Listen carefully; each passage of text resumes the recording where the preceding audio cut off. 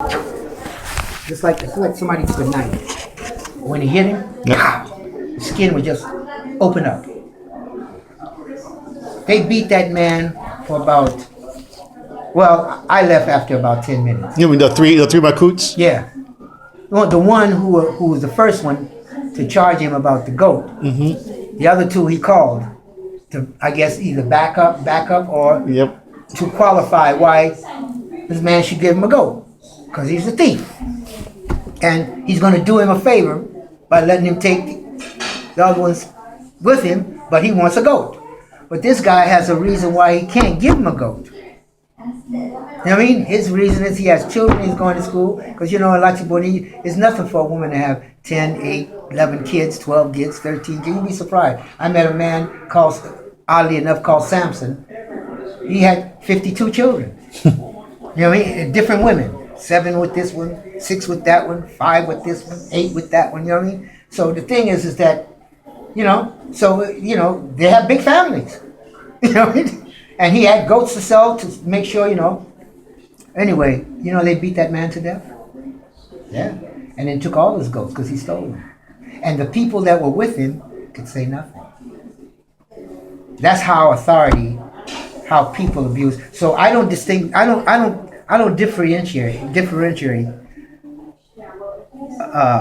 what they did in Haiti and what they do here. To me, they're both the same. When both have power, whoever has power, wherever he may be, he'll create the same injustice if he has the power. If he has the same power, he'll do the same thing. Here, look how many times they kill minorities, this and that, and they tell them, yeah, he committed a crime. Then when they ask him, well, what crime did he commit? We're under investigation. Well, why is the man dead? Why didn't you find out first before you killed him?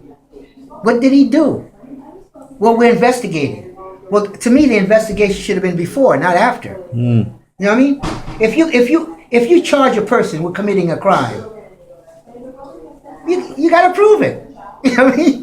You just can't eliminate him and then say, now we're having a full investigation to find out why. So every time you open up the newspaper and I see that, I get angry. Because the person is dead, maimed, whatever it is, and now they're investigating to find out what happened. Well, that to me should have happened before. Yeah. So to me, I don't. This was in Leicester. You saw this in Leicester. Yeah, Leicester. And that wasn't the first time. You know what I mean? But the difference is that I recognize that when people have power, whether they're literate or illiterate, they abuse it the same. Absolute power corrupts absolutely. Yeah. There's no difference between the two. There's no difference between the two. The man told me, well, I had 50 people, 56 or 57, I can't remember, people working for me. And I decided I was going to pay everybody more. So what I did, the minimum wage was, I think it was, at that time was 40 cents a day or 30 cents a day. I can't remember. We're talking about 1970 something. I can't remember. So I decided I'm going to pay them double plus 2 meals a day. I had a lady cook meal in the morning, cooking a meal. I had 2 doctors. One in Leicester. I don't have Thank you, enough dear. in yours. And I did it with hot water. Awesome. It smells wonderful. Thank you. I hope it tastes good. Yeah, good. I'm happy for you. You two are weird. I had a doctor in Leicester and I had a doctor in Port-au-Prince, 2 doctors. So I was set up to do business, you know what I mean? And after about a year, I started having problems. They were cutting my water off. And I kept, and I'm growing rice. Water is without water. You have to have water, and lots of it. And I had put in a canal system, so the water was coming through my canal. But what they were doing was diverting it to other people's property and cutting my, So I went to find out what was going on. Well, the commissioner asked me to come to Gonaïves when I went, a town, the capital of that part. Artibonite is divided into 2 capitals. You have Saint Mark on one side and Gonaïves on the other. And Saint Mark has one half of Artibonite, and Gonaive has the other. So I was on the side of Gonaive. So I went to Gonaive. You have you take Thank you, hon. cream? And No. so the commissioner is telling me, Right. he says, I want to talk Excuse to me, you. Pat, do you take cream? No, thank you. Okay. The commissioner, That's good. I'll take cream. yeah, okay. Put that aside. The commissioner asked me, well, Did you want some coffee? I asked the commissioner, Yeah, what is it that okay. I'm here for? He said, I need to talk to you. I said, well, what do we need to talk about? He says, you're a stranger here in Haiti. You don't understand how our system. I said, well, what is it that I don't understand? And then he kind of hemmed and hawed and he says, how much do you pay your people? I say, I pay them above minimum wage. And he says, well, I think that there's a little problem with that. That's difficult. I said, this is why. What's the difficulty? He says, because you're really creating problems for everybody. So what kind of problems am I committing? He says, well, since you're paying people more than the minimum wage, Everybody wants to work for you. everybody's saying that we could do the same. And we can't. I say, yeah, but this is my money. I can pay anybody in as much as I want to. It's my private money, not your money. It's my money. If I want to pay them more, what is it? What is it? Oh, what's the difficulty there? It's coming out of my pocket, not yours. If you can't pay people what you can, but let me pay mine what I can. And he says, oh no, that's not the way we do here business in Haiti. It's not the way we do business. I said, well, I told him, well then, I don't see the problem here, but you know, I really don't care how you feel about it. I'm paying my people what I feel is right. I'm leaving. I left. From that point on, I had problems, but I didn't know it. You had set a bad precedent. I didn't know what the problem was. And that's why for 13 years I was fighting. I never knew what the problem until the last year when the president, Duvalier, sent this lawyer with a paper for me to sign the land over to the government, or I would lose everything. And I told him then, I says, listen, I'm not signing anything and I'm not giving you my documents. So if you want to take it, take it. I didn't put enough. I put too much. I didn't put But enough. I told him that. I said, because not everything is forever. But I didn't, it's up to him to figure out what I meant. I meant that if I sign that document saying the land is yours, it's gone forever. But if I don't sign it, who can tell, who knows how long you'll be in office? How long you'll be there? I didn't say that. I said, not everything is forever. Take it if you want to. And he says, well, then we'll just take it. That's why I left Haiti. Because after that, they started threatening her life, and kids' life, and this life. But what I'm saying to you, power. Because I didn't want to go along with the minimum wage. But see, even if they told me I would have, I wouldn't have done it. I'm gonna sit in there. You know what I mean? I would not have done it. Because those people couldn't live on, they couldn't live, man. They couldn't live. I had a man work for me for 5 years. And then he came to me one day and he says, Blanc, I'm 57 years old. And this is the first time in my life If you have to pay it, because my paper. I have a long pair of pants. I am off. We were scheduled AML. I made enough money I'm off. that I can buy myself a long pair of pants. Yeah. I always saw them in short pants, but that's You also all mentioned the Haitians. weather. Yeah, I don't know, but most of the Haitians in Artibonite wear short pants. You know what I mean? And sandals. They try to. But I'm thinking it was for one reason, like he said, the weather. I am. I'm going No. there. Because it takes more material to make pants longer. It costs more. You got to have more money. That costs more money. But I'm not thinking in those terms. And he told me why. He showed me the first time he had a pair of shoes in his life and a pair of pants. That made me feel good. There were people that got sick, man. I had some that almost died. I rushed them to Port-au-Prince. They survived. That made me feel good. And here people are telling me I can't take care of my people. I'm doing too much. I'm rocking the boat, for everybody else. Well, if everybody else can't do it, all right, they can't do it, but I can. Let me do my thing. You do your thing, and let me do mine. No, but That's how they think in Haiti. once you do that, Because you're it means screwing that. up my thing. That's right, You're because making me once you look do bad. that, the other employees are going to expect the same thing from their employers. But they never had it before. That's what my paper said. Why expect it? You know who you're working for. You know how it's been all your life. So if you don't work for me, then you're out of luck. Go work for somebody else. Now, what you did is the salt in the zombies' food. Once you put salt in the zombies' Yeah, food, yeah. Well, and that's- they see the light, Yeah, they won't go back. That's why you became a problem. Yeah, Yeah. they're kid. Yeah. yeah. But see, I didn't know it. In my innocence, I thought I was doing the right thing. Let me tell you one last story that really shook me up, and I learned my biggest lesson in Haiti. I was selling rice. Oh, people would come in. I was selling tons of rice, and every bag, 200-pound bag of rice, not shell now, on the shell. I was making $65, But I'm saying, is there somebody? and I had maybe 1,000 sacks of rice. Right? But see, my setup with the sharecroppers was, it was a 60-40%. They would have 60, I would have 40. So they did the planning. You know what I mean? I just got 40% of what they did. Well, nobody else did that. Correct. But I didn't know that. I thought that was fair. The only thing I provided was the seed. Right. I gave them the seeds. The local system is the other way. It's du moitié of the half. Yeah, of the half. It's supposed to be 50%, Yeah. and they provide their own seed, Yeah. and they work the land. Yeah, yeah. So you went completely against the system. Yeah. But see, I'm saying to you, I didn't know this. Nobody came and told me Next Christmas. only until after years of battling.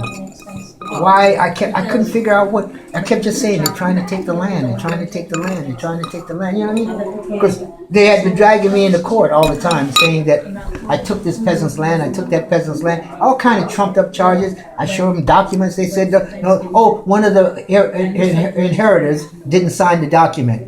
There's 20 people signed this document. You mean one didn't sign it? Is that what you're trying to? Oh yeah. Where did you find this one? Well, we found him. He was living in so and so, you know, way out there in Timbuktu, and he didn't know the land was being sold. And when your grandfather bought it 40 years ago, he didn't know about it. Where did you find this man? You know what I mean? It was all games. I didn't know. Yeah, I'm trying to figure this out. And fighting all the time. People come on the land with the machetes, people dying. I don't know why. I didn't think it was about that. It's only at the end I found out what he told me. That I rocked the system. Demoache, you know, because everything was... but to me, it was the only right thing to do. They took 60. They had to do the hoeing. I didn't have any tractors and you know what I mean? They did the hoeing. They didn't have the money for the seeds. I got the seeds from what's the name of that agency in Artibonite again? Odevea? Odevea. So I would get the seeds from there and pay them back when the harvest is finished. You know, I'd buy the seeds and then in order to make sure that I got the quality seeds that I wanted, I would take it to Odevea and change it and get better seeds. You know what I mean? Anyway, this lady she came one day. Old lady, not old, she looked old because life was hard, but she was like maybe in her 30s, maybe early 40s. She had a little girl holding onto her dress as she was walking and a baby in her arms. She came, she said, "No, Toto." I said, "Yo, what's up?" She said, "I want 4 barrels of rice." Now, 4 barrels of rice. Well, she was going to have to pay I think it was $65 or $68 a barrel. This baby was dying. It was like this. Tongue like this. I was so enraged when I saw the baby. I told the lady, "You came to buy rice and your baby's dying? Get the hell off my farm." So my gérant, Cheryl. What's the word for Cheryl? My Yeah, your assistant. huh? Your assistant. My assistant Yeah, because it's from the county. said, "Oh, Blanc, sell it to her." I said, "No, man. I'm not going to be part of murder. You know what I mean? I'm not going to be part of this. I'm taking her money from her to buy rice, and this baby's dying." I told her, "Take that money and go to the hospital with it. Get off my farm." I told her, "Take her off my farm." I had rage in my heart, you know what I mean? To see she was sacrificing that baby for 4 barrels of rice, you know what I mean? I was enraged, man. I was really pissed. My Gerard come telling me, he said, "Blanc, toque. Quitte ça, mon cher. Money, sell it. I said, "No, just get off my farm. I want off now." So he took her and he let her off the farm. A year later, she came back. And I remembered her. Okay, Jerome was there. I said, "Didn't I tell you to tell that lady, don't come, I don't want her on my property, I don't want her she's an ass, man. She's a dog, man. She was ready to sacrifice her child for 4 barrels of rice." He said, "Blanc," this is when the first time a Haitian told me, you don't know, you can't learn to be a Haitian, and that it was a challenge, you know. And when he said, "Blanc, pas jamais haïtien. You're never going to be Haitian." So I said, "Why you say that?" Because at that time, I wanted to be a Haitian. I was Haitian, you know. He says, "No, you'll never be a Haitian." I said, "Why?" He said, "You see what you just did?" He said, "You shouldn't have done it the first time, and you're doing it again." I said, "Well, where?" I said, "That lady, she deserves it, man. She shouldn't be she was ready to sacrifice her child for 4 barrels of rice." He said, "You don't understand." He said, "Quitte m'a expliqué. A fait ouais semblé. Parce que faut vous comprendre. Femme ça, the woman needed those 4 barrels of rice to keep her and the healthy one alive. Because if she spends all the money on the doctors and the medicine to save this one, all 3 will die." I never thought about that. It just it was like a slap in the face when they told me that. Because the minute he said it, I recognized, holy shit, I made a mistake. Wow, it was like a slap in the face. I said, "Whoa." Natural selection. She knew the baby wasn't going to survive. Well, the point is that she wasn't at the point. Her determination wasn't if it could survive, But is if all 3 of us can survive. Correct. And somebody had to be sacrificed for that survival. But I'm not looking at it from that point. I'm being an American. I'll sell the house, everything to save that, even if we end up sleeping in the street. That's how I'm thinking, you know. But in the third world, you can't think that way. It's always, what do you say, just get to say? Survival of the fittest. Correct. So when he told me that, I couldn't believe I missed it, you know what I mean? And I was so embarrassed, and the child died, you know what I mean? And so I was so embarrassed because I felt so bad about my decision. I told her, he says, "I tried to explain it, you just didn't want to understand." He said, "She went back, she sold those 4 barrels of rice. She saved herself and she saved a healthy child. Now, next year, that child is going to be going to school. This one, He was done from the get-go.